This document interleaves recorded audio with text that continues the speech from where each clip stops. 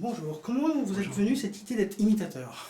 L'idée d'être imitateur, j'ai commencé à faire des imitations très jeune. Je chantais beaucoup et puis après les imitations sont venues au fur et à mesure de chanter. Comment vous êtes venu l'idée de votre spectacle Ah tu verras? Ah, tu verras, j'ai toujours été fan de Claude Nougaro et puis voilà, je l'ai rencontré une fois, deux fois et quand il a disparu, je trouvais que c'était un peu jeune au niveau de l'hommage et il n'y avait pas eu grand chose de fait comme en hommage. Et voilà. Et un jour, j'ai fait un rêve, j'ai rêvé d'un spectacle qui s'appelait Ah, tu verras, et voilà. Que représente pour vous Claude Nougaro, justement? Et quelles sont vos chansons préférées et pourquoi? Euh, Est-ce qu'il y en a une ou deux qui ressortent peut-être? pour moi, ce qu'il représente, c'est un poète-chanteur qui savait faire chanter les mots. Et une de mes chansons préférées, en fait, je les ai toutes mises dans le spectacle, il y en a une vingtaine. Et il y en a d'autres, puisque malheureusement on ne peut pas tout mettre en 1h30. Il y en a plein d'autres que j'aurais voulu faire, mais malheureusement c'est le temps qui me manquait. J'ai découvert votre spectacle le 13 avril dernier et j'ai complètement été conquis par son rythme, son trait humoristique et respectueux en même temps. Pouvez-vous nous parler de sa mise en scène partagée avec Hubert Trac et Jacques Pessis, pardon. Alors c'est vrai que ce spectacle, il fallait quelqu'un qui aime le théâtre, qui aime la musique et qui sache faire ça. Alors j'ai rappelé un vieux complice des années 87 avec qui j'ai fait 3 spectacles, qui s'appelle Hubert Braque, et voilà, ce qui fait qu'on a travaillé très rapidement et sous l'œil avisé de Jacques Pessis qui nous a donné des tuyaux, surtout sur les anecdotes concernant Claude. Et voilà, après on a continué à écrire avec Hubert, et voilà le résultat. Quelle est pour vous la voix de l'artiste, que cela soit un chanteur, un homme politique ou un comédien, la plus difficile à imiter et pour quelle raison? Je sais pas, Macron peut-être. Vous pouvez essayer? Je ne vais pas le faire du tout.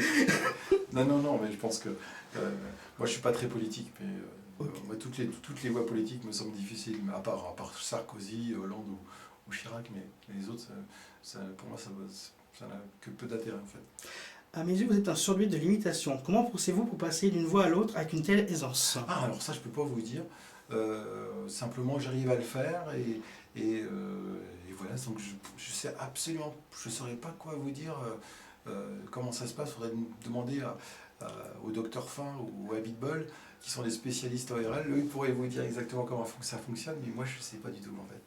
Combien de voix et d'artistes maîtrisez-vous actuellement? En avez-vous de nouvelles en préparation? Alors actuellement, je dois maîtriser 200 imitations. Et en préparation, actuellement, je n'en ai pas. Je continue à travailler Phil Collins, mais je le fais déjà sur scène.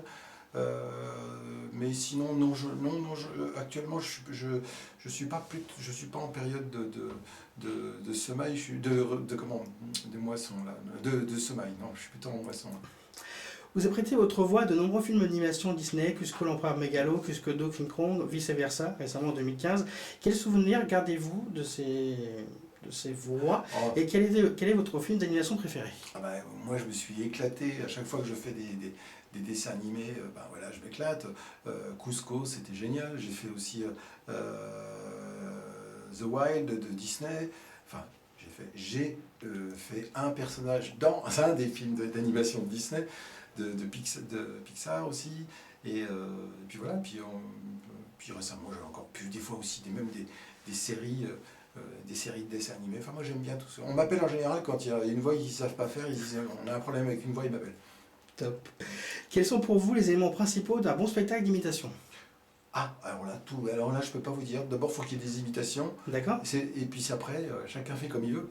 C'est-à-dire, si on a envie que ça soit très drôle, on fait que des vannes. Et puis si on a envie que ce soit poétique, on rajoute de la poésie, puis on fait autre chose.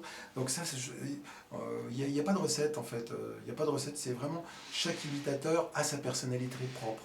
Et donc du coup, les ingrédients sont différents. Bien que les personnages principaux soient les mêmes. Avez-vous déjà rencontré les différentes personnalités dont vous faites la voix? Avez-vous une anecdote à nous raconter à ce sujet-là? J'en ai rencontré beaucoup.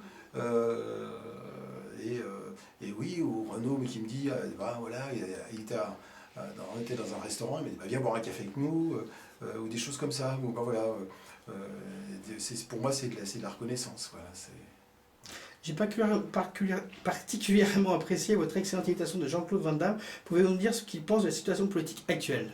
je comprends pas, c'est compliqué, c'est un homme de gauche qui est à droite, qui est élu, il est jeune, c'était le stagiaire de Hollande, alors je ne comprends pas parce que comment vous faites en France. Nous en Belgique, on sait comment faire, on fait un gouvernement et puis après ça ne marche pas, donc on en fait un autre et puis finalement il n'y a personne au pouvoir pendant des années.